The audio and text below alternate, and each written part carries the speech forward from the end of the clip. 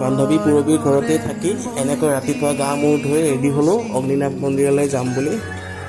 আৰু তাই গাড়ীখনেই ল'লোঁ। আমাৰ ঘৰৰ 3টা আছিলোঁ আমি, এনেকৈ ৰেডি।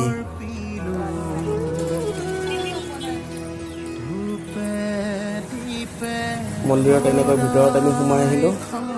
আৰু এয়া বৰচাকিত এনেকৈ তেল দিলে, নিজৰে তেল দিছে। মই বাৰু ভিডিঅ' কৰাতে ব্যস্ত হৈ থাকিলোঁ।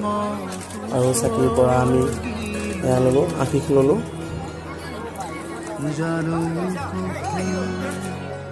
বৰচাকিত তেল দি উঠি এনেকৈ আকৌ আগবাঢ়ি গ'লোঁ শৰাইৰ বাবে।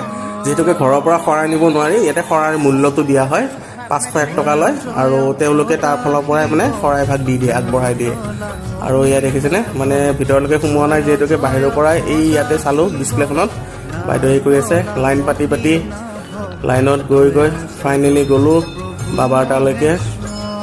আৰু ইমান দিনে মোবাইলতহে দেখি থাকোঁ, আজি নিজৰ চকুৰে নিজৰ সন্মুখত দেখি পেলাই বহুত আপ্লুত হৈ গ'লোঁ আৰু বাবাক, মানে বহুত ভাল লাগিল। আৰু এয়া বাবা,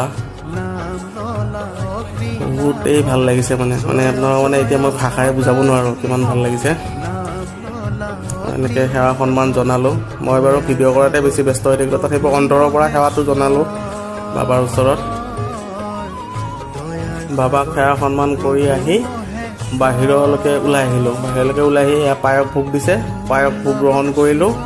আৰু লগতে শৰাই দিছিলোঁ যে, শৰাইৰ বাবেও আপোনাৰ প্ৰসাদ আনিব গ'লোঁ। প্ৰসাদ দিলে এনেকৈ, প্ৰসাদখিনি ঘৰলৈ বুলি লৈ আহিলোঁ।